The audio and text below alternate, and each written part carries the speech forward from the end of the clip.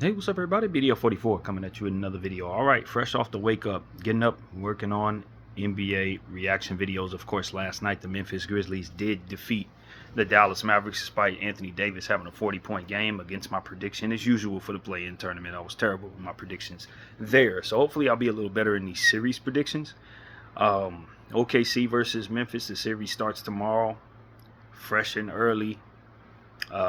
Let's see what time that game starts. Game 1 is at 10 a.m. Pacific. What is that, 1 p.m. Eastern? I believe so. Grizzlies will be in Oklahoma facing the Thunder that swept them during the regular season. And of course, the Grizzlies have fired their coach. Have a bunch of players down. Brandon Clark's down. Let me see. I'll give you exact understanding. Jalen Wells is also down. And for the Oklahoma City Thunder, the only person that's not available is the same guy that's been out all season. That's Nikola Topic. Everybody else coming up for game 1 is either a game time decision or good to go. A guy named Zion Pullen, of whom I'm not familiar with for the Memphis Grizzlies, is also out for the season.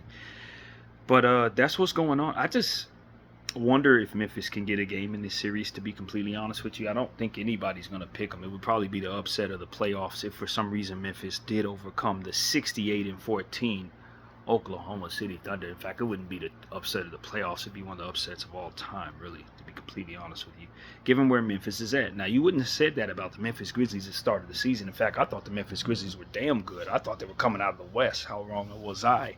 But that was before a lot of things happened that changed the construction of their basketball team. It made some trades and got rid of some role players, and have also been without 12 John Morant for a good portion of the season with the shoulder, for which he's healthy right now. But excuse me, the Oklahoma City Thunder have just been dominating the Western Conference all year long. They ain't lost too many games at all against too many teams that are not extremely good. The thing about the Thunder for me is, throughout the regular season, they lost to teams that I feel they have to beat in order to get to the championship. But everybody else they stomped out. Teams that were no good, they stomped out. They didn't have any problem with those teams all season long. And unfortunately for Memphis, as of right now, I look at them as one of those teams that you shouldn't have any problems with, which means Oklahoma's about to stomp them out. It ain't really that much to talk about. You talk about the roster of the Oklahoma City Thunder. Yeah, Alex Caruso is a guy with some championship experience. I think that's the only person I see here that has won a ring. But you're talking about guys, depth because of lottery picks. People have been mortgaging their picks for years, and the Thunder were able to capitalize, particularly on Houston, and I believe the Clippers are the two teams that really got them right. And then you couple that with, like I said, picking up AC in a trade for Giddey, which Giddey's probably the better player right now, but he's in Chicago, and they got AC for the experience and the two-way ability and keep up with the playmaking that Giddey provided. AC can do a lot of that as well. So, of course, I'm big on AC. But, I mean, they also have Isaiah Hartenstein, which is a super energetic center that they got from the New York Knicks, who I've been a fan of since he was a role player, back of the bench guy in Cleveland. I've been telling people about this guy. And he's developed to be exactly what I thought he would be. An extremely impactful, energetic center who rebounds the ball, can make plays for others, has a lot of energy under the rim, and you have to deal with him on both sides of the floor. So that's what they picked up, and they already had plenty. When you talk about guys like J-Dub, J-Will, who have the same name spelled differently. I don't think they're related. I don't believe so. But Jalen Williams, both of those guys are pretty good in their respective positions. And, of course, J-Dub being the superstar level player. Jalen Williams more of a role-playing forward. But they're still both pretty damn good, drafted at the same time. So we talk about Aaron Wiggins is a nice player who's been developing extremely well in their situation. Cason Wallace was a lottery pick that they just added as a role player. Probably would have a bigger role if he were in another situation.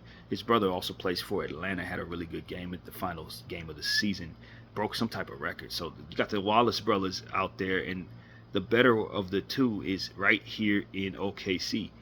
Of course, just Nikola Topic, as I said, out for the season, but that's a lottery pick from this past draft. So next season, look out for Nikola Topic. He's a fantastic playmaker, and he really puts a lot of pressure on the rim as well. Did some homework on him in the draft. He's elite at the things that he does, and he's only 19 years old. So hopefully he bounces back from the knee and starts his career wearing number 44. So we like that here.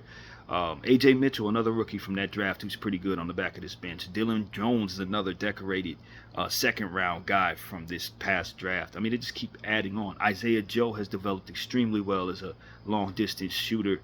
Chet Holmgren, a lottery pick from a couple years back. I don't know that Chet has made an all-star or not. I'm not really sure. But Chet Holmgren's like 7'3" or something like that. They say he's listed as 7'1", but I honestly think he's taller than that. And basically can dribble like a guard, shoot from behind the arc, block shots in the paint with the, forever length that he has. I think Chet Holmgren is going to be fantastic for a very long time, man. I really do. And it's all about health for him, and he's healthy right now, so you got to deal with that.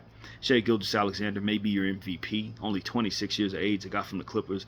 He's averaging, 34 points, something crazy like that. Just an artist, man. He's an equally talented dresser, too, in my opinion. I think he's as good in fashion as he is at basketball. The dude's just a super talented artist. And it's going to continue to dominate in this series. I think the matchup between him and Ja is extremely intriguing, but Ja has just got a significantly less talented team, and I think Shai's development has gone significantly better than Ja's, if I'm being completely honest with you. But I think that's going to be a very fun battle. I'm not familiar with Adam Flagler, can't lie, don't know who that is. Alex Dukas, also not familiar with, but Luguentz Dort. I mean, you're talking about Luke Dort, man. Dortcher Chamber.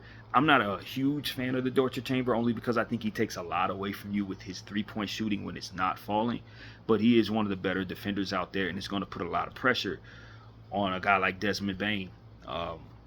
You know what I mean? Luguentz Dort, he has to be dealt with. Ousmane Deng, although his development hasn't gone well, he's extremely young, still 21 years of age. I don't know that he's getting any minutes. Hopefully he can get out of that situation, to be honest with you, to get somewhere where he can really develop and be a need for a team. But he's still somebody with an extreme amount of upside, and as I said, young, wing, 6'9". So this is a good team. I'm not really familiar with Brandon Carlson. I know he's a center out there. I saw him shoot a little bit, but I'm not really familiar. But yet another 7-footer out there. So Oklahoma City is just loaded full of young talent all up and down the roster. You're going to have to deal with them. They got one of the best young coaches in the NBA in Mark Daigneault. And I think Memphis is just outclassed completely. I think that, when you have the 1-8 matchup, that's what you would expect. But the Memphis is just shorthanded right now. When I look at their roster, Santi Aldama had a start to the season that was worth talking about, but I don't know that he's really picked it up in the second half to make up for what they've lost. Marvin Bagley played a good game in the in-season game last night. I thought he looked pretty good. Hopefully he can live up to expectations. He's still 26, so there's still actually some ability for him to get better and be a contributor going forward. Obviously, he was a part of the draft with Trae Young and Luka the Don, and they took him before Luka in Sacramento, and that did obviously a lot of damage to their overall team. But Marvin Bagley's still in this league, and they got him from the Washington Wizards. He's pretty good as a role-playing power forward who's still got some ability to do some good things energetically, I think. Desmond Bane is their shooter, but I think paying him the way they paid him, I just thought was misguided. He is a player that they drafted. He's had some really good games. He's obviously capable of shooting from behind the arc. I call him Buff Reggie Miller. He's a strong guy, but he doesn't really have a lot of guard skills as it pertains to playmaking and creating for others and stuff like that. It's just not there. He's more of a good catch and shoot guy. Give him the ball in his spots, he can score a lot. And that's a bit one-dimensional, unfortunately. He's not a great defender, so it kind of having him eating up so much of the cap is really the problem, in my opinion. There are a lot of problems, but that's the biggest one. Because if he was diversified into the 4 or 5 different pieces with his money, instead of him, I think this team would be significantly better.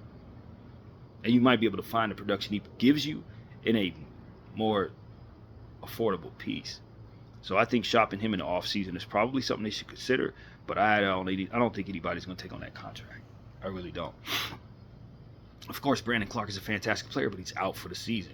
Zach Edey's a rookie who's had a pretty solid good season. 7'4", also a massive person out there, so they're going to have to deal with him over there in Oklahoma. He's going to create some problems for them. But the energy and the strength is what I'm wondering about. Zach Edey is not very strong yet as a rookie. He's not supposed to be, but he's going to have to work on his lower and upper body strength, core strength, all of that over the next 2-3 years if he wants to become the player that he was in college in the NBA. And it's just not there yet. So I always have concerns at this point about whether or not he's going to be pushed around. He's a pretty talented dude, a very talented offensive board guy. With his length, he's really good at a lot of things, but I just think that it's early. It's very early for him, and they're relying upon him a little too much too soon in Memphis, in my opinion. Jay Huff is a guy the Lakers used to have, infamous for reverse dunks. I don't think anybody reverse dunk more than him in this league. I like him. He stretches the floor. I don't know how many minutes he's going to get, but Jay Huff is somebody I like as a role-playing center going forward. G.G. Jackson, phenomenal scoring youngster. I think his upside is tremendous. He's only 20 years old. He did break his leg last year, kind of set back his development a little bit, but I know what he can do. He dropped 45 points on LeBron James in his rookie season. This is a very talented scorer, and if anybody is going to give the Memphis Grizzlies an opportunity to find something out of spaces they don't expect to get it, it's GG in my opinion. If GG plays his absolute best ball, it can buy the Memphis Grizzlies a win in this series. Him coming out of nowhere and scoring 30 could buy them a win in this series. I don't know that their new coach, the interim coach, is going to be using GG like that. I didn't see him very much in the last game, which I think is a grave mistake. He is probably their 6th or 7th most talented basketball player available to them as their team is currently set up. I'd say he's probably 5th or maybe even 5th. So they got to use him. They got to use him in this series. He's extremely important. He's going to, for matchups against OKC, putting pressure on the defensive players to draw away from Ja and Bane and JJ. I think G.G. Jackson needs to be utilized. But it's early, like I said, 20 years old, but he's super talented and he could score buckets. If he can't do anything else, he can definitely get buckets. So I would deplore GG in this series, man. You're going up against a bunch of OKC Thunder team guys that are young. This is a series for GG Jackson. Who knows if he'll actually get any minutes. Jaren Jackson, obviously one of the defensive players of the year candidates every year, up for one of the biggest contracts possible. I don't know that he's going to get it, but he has been fantastic. He was fantastic yesterday. He's going to be extremely important. Obviously, if he doesn't play well or if he goes down, obviously Memphis doesn't have a single shot at winning a single game in this series, in my opinion. He needs to play well every night, period.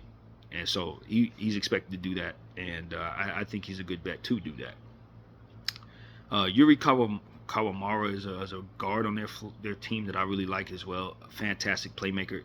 He's only 5'8", so that's why you don't see him very much. But he's a dude that can wow with his ability. So I think he's worth mentioning, even though you probably won't see him in much but garbage time. That dude is fun to watch when he's out there, and he is good. He does not suck by any stretch of the imagination. Luke Kennard's going to have to hit shots, man. When he's hitting shots and darting around and running off of screens, he could be a hell of a piece, man. I honestly don't even know if they utilize him properly. He'd probably be best in a system like Boston or something like that. You put him over there and they just let him, or Golden State, run off of screens all day, he could really be a hell of a piece. But you don't want him defending too much. You don't want him doing too much. But he has had abilities outside of shooting. He could do some things, playmaking a little bit and stuff like that. He's an important role player on this Memphis team. If they have any shot at being competitive, they're going to need him to be hot out there. So Scottie Pippen Jr., man, triple-double threat. I'm a big fan of Scottie, another ex-Laker. I think he's turned into something special. Unfortunately, he's a bit undersized at 6'1", but he plays strong on both sides of the floor. I really like Scottie Pippen. He's going to have a huge series because they're going to have him out there a lot. Jalen Welch went down with the injury, so there's some more opportunities for Scottie. John Conchar, another role player they're going to have to utilize. Shooter, he's going to have to hit shots. Cam Spencer has been utilized at times. He's going to be on the floor here and there. I don't know if he can do anything. To be honest with you, I'm not really sure. But I've heard his name a lot over the last couple of weeks, and he had been making some noise, man. Barking at Kevin Durant, hitting shots and stuff like that. So if he's playing well, maybe he can provide some pop. But, this is when the roster of the Memphis Grizzlies start to fall off significantly. And that's the problem. Vince Williams is pretty solid, but he hasn't really bounced strong since his rookie season when they picked him up out of the G League and he wowed everybody, signed a really, really affordable contract, but his role hasn't really increased. They haven't really used him, and he hasn't really played well. So he's still very young. He still has a lot of upside. I remember what he did. It hasn't been long since, but they're going to have to find a way to utilize him. And I think a lot of that had to do with the coach that they had in place. Since being fired, we got to see what the new interim is going to do. Tomas Lisalo. I'm not familiar with the name, but I did see him out there yesterday, and he's got a lot of pressure on him to perform. But his team made the playoffs, so that's really what it is. Lamar Stevens did not play well for the Cleveland Cavaliers. I don't have a great memory of seeing him on the floor, to be honest with you, but he's on this roster. That's what I could say, man. Ja is not surrounded by a whole lot. That's what it really comes down to, man. They really demolished the roster around him. They had some pretty good stuff there.